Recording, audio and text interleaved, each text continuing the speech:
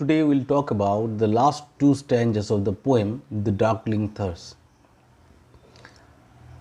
We have made several videos for this particular topic to slow it down so that understanding would be better. And this video is going to be a longer one, and I want proper participation from you. While going through the video, keep your books with you so that you can write down those vital parts as mentioned in the video and understand it properly. So today's video is about the third and fourth stanza of the poem, that means the remaining stanzas of the poem, and in today's video we'll complete this entire part. Today we'll talk about the imageries used in the poem also, and if possible we'll talk about the several themes used here. So you need to go through this one properly, and in case of any doubt you must let me know. I'll surely answer you back in no time. So be careful while going through this video. Watch in full screen, since it is going to be audiovisual one. Many things will be written on the screen. Watch in better quality as well as in full screen, and finding any difficulty you should inform me immediately. I'll surely help you back. So here you go. So both the speaker and the tiny thrush are up against a cruel, isolating world. The thrush clearly nears the end of its life. It's frail, gaunt and small. All its pretty feathers have been ruined, leaving it with a blast ruffled plume, that means got totally ruined due to the frost and the wind. Its appearance resembles the speaker, who feels as weak, depressed and lifeless as the little bird. But here is the transformation of the poem. What we are going to find, the hopelessness is going to get transformed into hope. And further, what we are going to see, it will infuse, the song of the bird will infuse a new life into the poet. The end of the century, which seems to be very pathetic, and the upcoming new year is totally uncertain. Now there is going to be a change, there is going to be hope. And this stanza, we have beforehand talked about the condition of the bird and the poet, so that it will be easier for us to understand the upcoming portion. Keep it in mind, the bird plays a vital role in the poetry, is the main character in the poetry.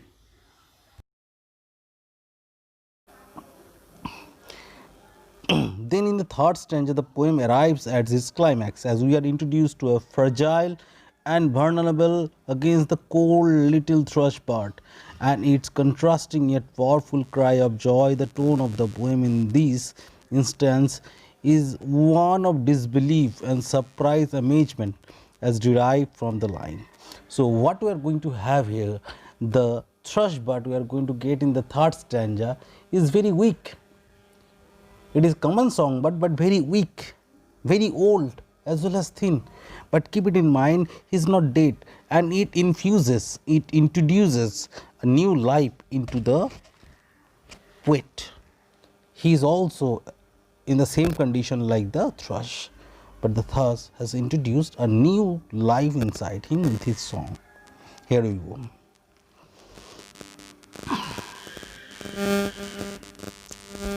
At once a voice arose among the bleak twigs overhead, the bleak twigs overhead, in a full-hearted ever song of joy illimited.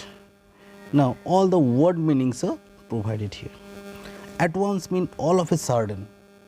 A voice arose, a voice appeared among the bleak twigs, dark and lifeless branches of the tree, overhead, from above, in a full-hearted even song, a heart full of energy and hope. Even song means the prayer that is sung at evening. A song was heard of joy illimited, that means that is not limited, or that is very uncommon. So all of a sudden a voice arose, and that infused positivity into the poet. He heard it from the bleak twigs. Bleak means those gloomy and dark twigs in a full-hearted even song. That means a heart full of hope. So the poet heard that. So suddenly, like the frosty on the frosty twigs overhead, branches of the tree, what appeared? A songbird, the thrush, and it sang full-heartedly. So it is totally oxymoron, kindly different, not the same related to the atmosphere where all the people are suffering bleakness or suffering isolation. The bird raised above all those things and sang the song of happiness and of hope that renewed the poet.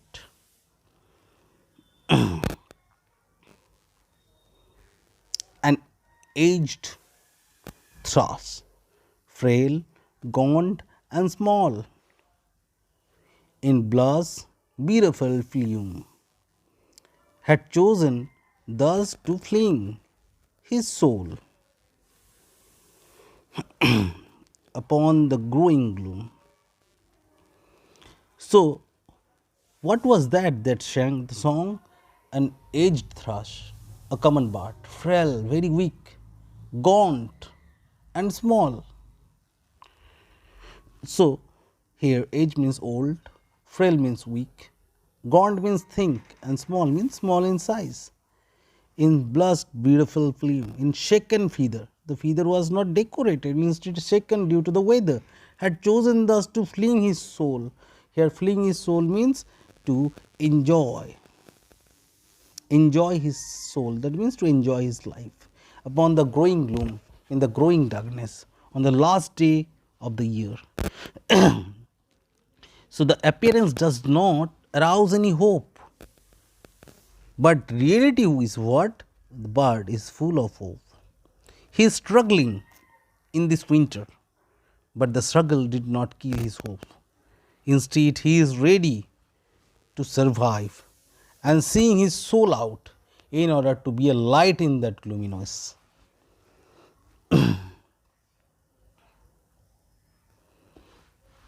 Now, we have moved to the last stanza, the fifth one. So little cause for caroling of such ecstatic sound was written on terrestrial things after or near round.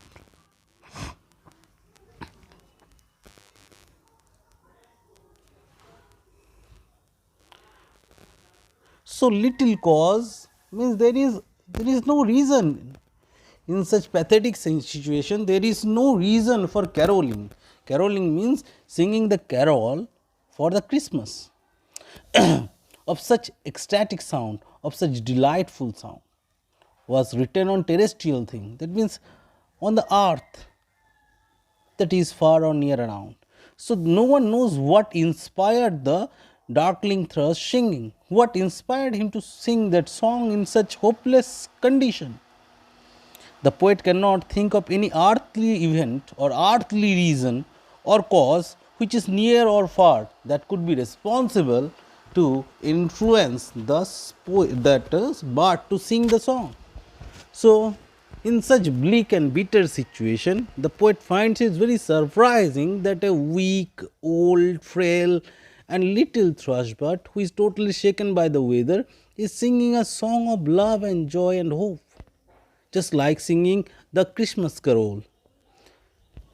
The poet does not find any earthly thing near around that would inspire him to do so. So, why is he singing a song that is really questionable?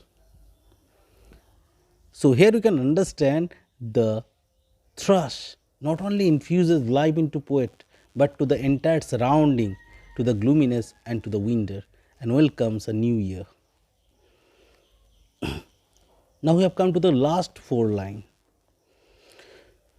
that I could think, there trembled though his happy good night air, his happy good night air, some blessed hope whereof he knew, and I was unaware.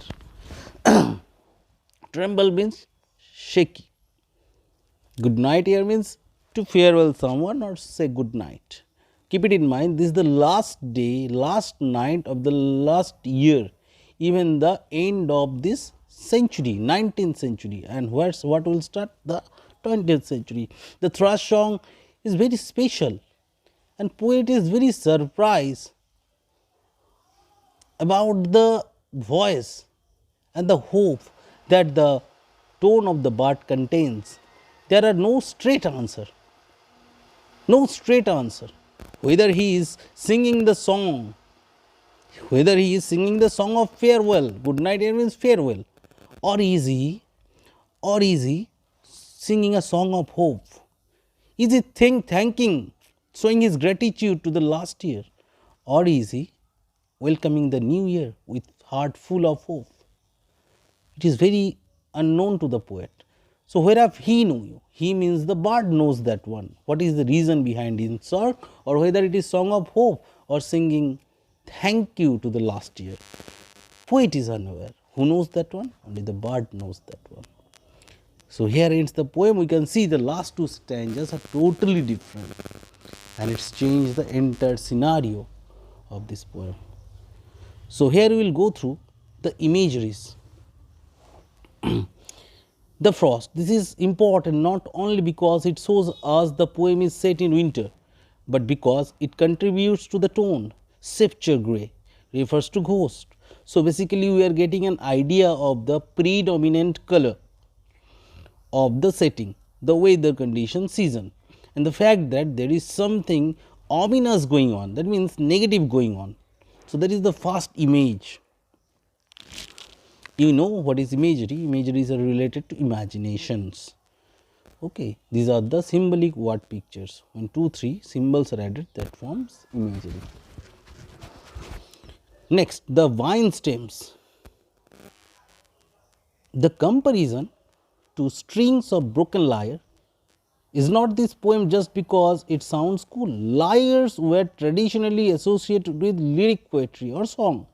In case we are curious, lyric poetry just means a poem broken into stanzas with a rhyme scheme. That means there will be rhyme and there will be rhyming scheme for each song. So that by definition the Darkling Thrush is a lyric poetry, and the comparison of vine stems to broken lyre setting is meta poetic. That means simply that his poem is referring poetry. So it makes the poetry a song, a ballad, the landscape, the country scopes. That lovely idea of Sepia grey has come back on to readers here. These lines use a lot funeral and mourning language to compare the landscape of the country scopes, referring to the 19th century, which is coming to an end on the day the poem was written. This accomplishes two things. First, it puts reader in a suitably gloomy and uncertain mood. Second, it allows us to put together an even more detailed mental image of the setting. Now, what we have here? First of all, the atmospheric cold is mentioned, and we understood that one.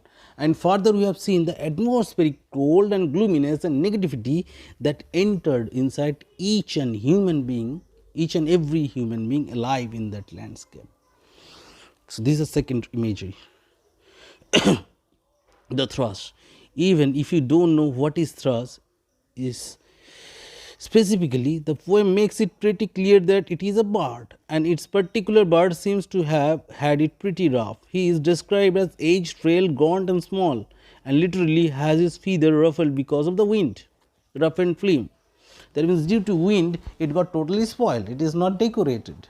So the bird obviously a symbol as well as an imagery that represents hope, positivity and light in gloominess, a flicker of light in extreme cold. So here ends the poetry. In case of any doubt, do let me know. Now let us go through the previous line. I leaned upon a coppice gate. Leaned upon means just lying against a coppice gate. That means a gate that leads to forest. The frost was Sepia grey. Sepia grey means like a ghost. The winter's drag means ends. Make desolate. Desolate means lonely, the weakening eye of the day. Weakening eye represents the twilight, or you can say evening of the day. The tangled vine, tangle means twisted, bind stems, bind root, scored the sky, that means reaching the sky, like string of broken lyres. Lyre is a musical instrument, and all mankind that haunted me, and it seems like the entire human civilization got haunted, and they are seeking the fire in their house, that means warm in their house. So, here we are just repeating those stanzas which we have completed before, and let us just know the word meanings once again, in case if you have missed that one. So, this is made to know the word meanings once more. So, sepulchre grey means ghost, desolate isolation, wakening eye of the day, that means last part of the day. We know winter is marked with very small size of day. The land sharp features, that means the landscape or the surrounding characteristics, feature mean characteristics, seem to be centuries corpse outlined.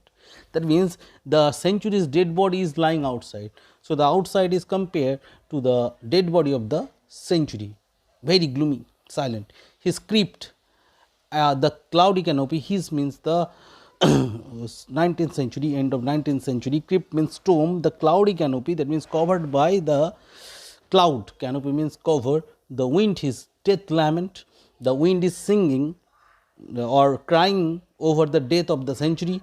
The ancient pulse, that means process of germ and birth, that means germination and birth, was shrunken, that means stopped, hard and dry. And every spirit upon the earth are just colorless as I, means the poet. So, in this stanza we will understand what we will see the gloominess of the situation of the surroundings. It seems like the century is going to die, and there is no rebirth of the new century, that means there is no more hope left.